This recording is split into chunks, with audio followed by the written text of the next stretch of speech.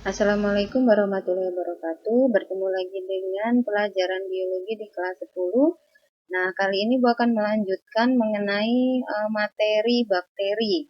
Kalau minggu lalu kita sudah membahas tentang sejarah, ciri, dan struktur bakteri. Kali ini Bu akan menjelaskan tentang bentuk dan koloni bakteri serta reproduksi bakteri. Nah, kita masuk ke bentuk dan koloni bakteri. Bentuk bakteri pada dasarnya itu ada 3, ada bentuknya bulat disebut dengan kokus, ada bentuknya batang disebut dengan basil, dan bentuk yang spiral atau spirillum. Nah, ini yang kelompok yang pertama dulu yaitu yang bulat atau kokus. Nah, koloninya kalau dia sendirian tidak berkoloni itu disebut dengan monokokus, artinya dia tunggal. Kemudian diplococcus itu berkoloninya atau berkelompoknya 2. Kemudian tetracoccus itu berkelompoknya 4, ya, tetracoccus. Kemudian sarkina itu berkelompoknya atau berkoloninya 8 dan dia membentuk kubus, ya, jadi teratur. Kemudian streptococcus itu dia banyak tapi membentuk rantai panjang, ya, streptococcus. Kemudian staphylococcus itu dia seperti buah anggur, ya, sebenarnya dia bentuknya tidak beraturan, ya, bayangkan aja buah anggur itu, ya. Nah, itu disebutnya adalah staphylococcus. Yang selanjutnya itu adalah yang bentuknya batang atau basil. Kalau dia sendirian itu disebut monobasil koloninya, kalau dia 2 diplobasil. Kemudian kalau dia streptobasil itu yang dia membentuk rantai panjang. Selanjutnya itu bentuknya spiral kaku. Nah, ini yang spiral kaku. Ini disebutnya adalah spiral saja atau spirillum. Kemudian yang spiral lentur disebut dengan spiroseta, artinya lekukannya itu bisa banyak, bisa sedikit. Jadi dia lentur, bisa berubah-ubah.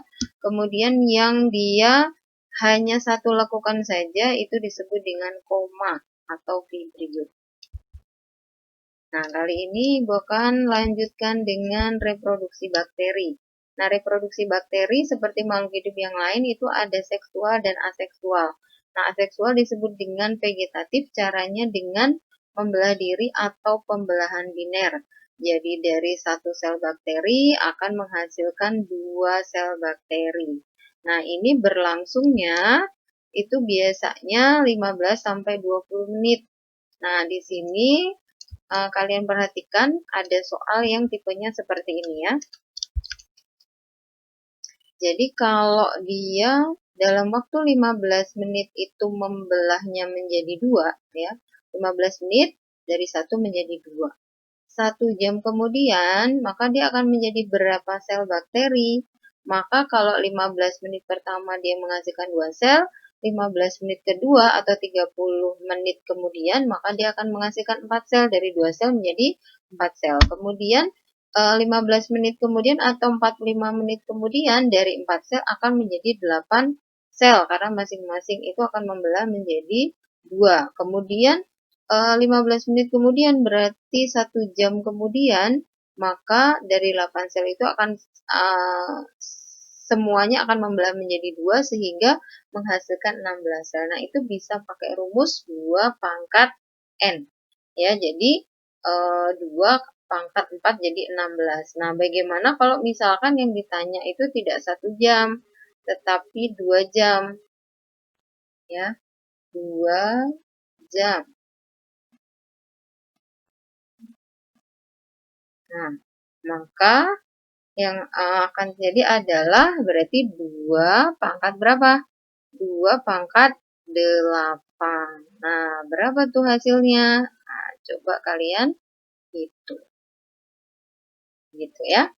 Oke.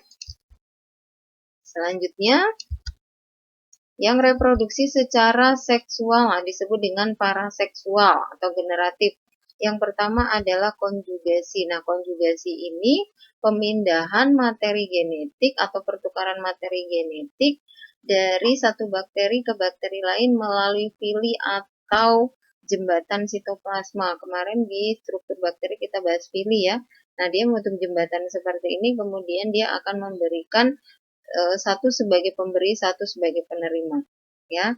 Nah, di sini yang tadinya nggak punya plasmid, nah di sini karena dia dapat plasmid dari satunya, maka dia punya plasmid. Yang tadinya dia nggak punya sifat A, misalkan dia jadi punya sifat A. Jadi bertambah sifatnya.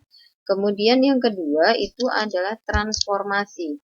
Transformasi itu adalah bakteri yang satu memberikan materi genetik kepada bakteri yang lain tanpa melalui fili atau jembatan sitoplasma.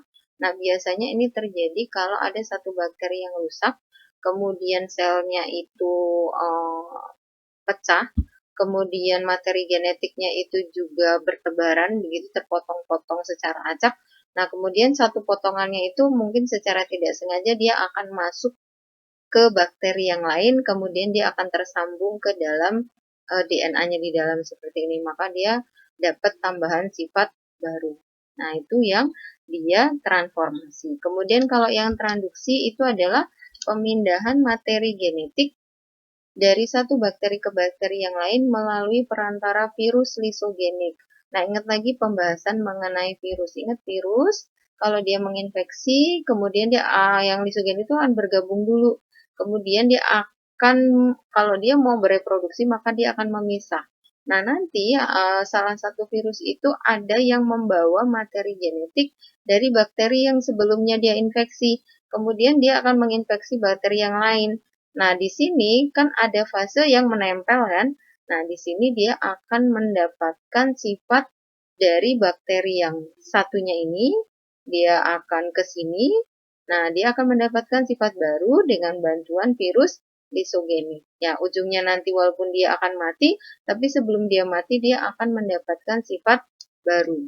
Nah, seperti itu ya. Tolong dipahami, dibaca lagi.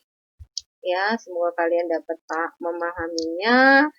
Kemudian terima kasih, tetap selalu jaga kesehatan. Wassalamualaikum warahmatullahi wabarakatuh.